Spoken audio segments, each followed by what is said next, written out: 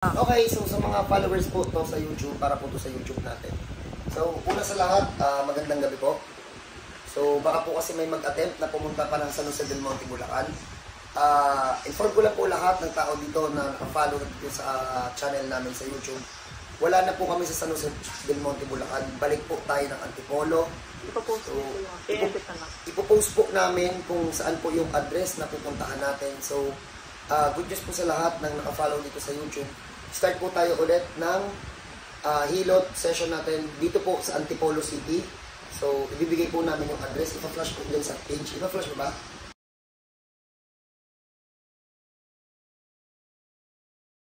Please, wala na pong pupunta sa San Jose del Monte, Bulacan.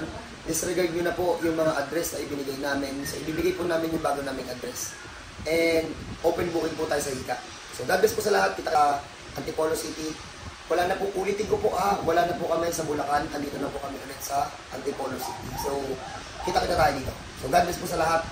Asahan niyo po na mas magaling na Anthony Cram yung makakasalamuhan nito pagbalik namin dito sa amin. God bless po.